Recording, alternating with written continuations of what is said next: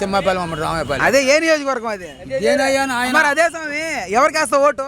ఎవరికి ఏమంటావు చెప్పు. నేనేందుకు చెప్పు, నువ్వు చెప్పు. నువ్వు చెబితే నేను వేస్తా.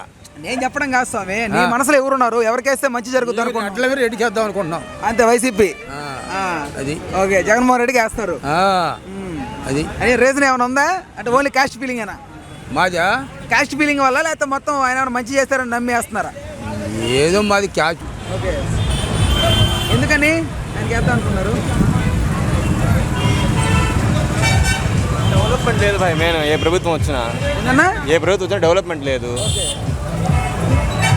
అంటే వైసీపీ నుంచి చాలా వరకు సంక్షేమం అంది, చాలా వరకు చిన్న ప్రభుత్వాన్ని వ్యతిరేకం కాదు, వైసీపీ ప్రభుత్వం కూడా బాగానే ఉంది. ప్రజలతో వ్యతిరేకత కంటే మార్పు కోరుకుంటున్నారు.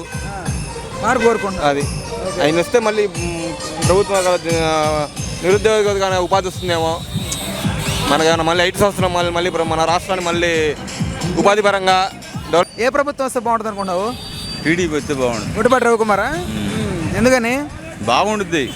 బాగుంటుందంటే ఏంటి? అభివృద్ధి, సంక్షేమాల ఏంటి? అన్నీ చేస్తున్నాడు కదా అది. ఓకే, పోయినసారి ఎవరికి వేసావు ఓటు? పోయినసారి వైసీపీ కేసు. ఓకే, ఈసారి మార్చుకుంటున్నావు? మార్చుకున్నాం. ఓకే, ఏమైనా రీజన్ ఉందా ఏమన్నా? బాగానే ఉంది. రీజన్ ఏంటి మార్చుకోవడానికి? ఓటు వైఎస్ఆర్కి ఎత్తానయ్యా. ఎందుకని? బాగానే మనకు బాగానే ఉంది లైను. లైన్ బాగుంటప్పుడు ఎందుకు? ఓకే, లైన్ అంటే ఎలాంటి లైను? అదే కమ్మకు తినడం ముద్ద. సంక్షేమాలు అందుతున్నాయి. సంక్షేమాలు అందుతున్నాయా? పెన్షన్ వస్తుంది. పెన్షన్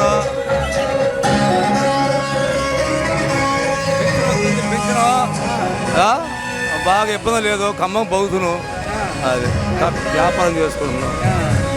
అయితే మీ వరకు ఖచ్చితంగా వైసీపీ కాదు? ఏం బాధ లేదయ్యా, దేశం మొత్తం వేస్తున్నారు. మా ఒక్కళ్ళం కాదు, ప్రతి వాళ్ళు ఏ ఇంట్లో బయటనా ఖమ్మం బాగానే జాగ్రత్త చేసుకుంటున్నారు. ఇబ్బంది లేదు.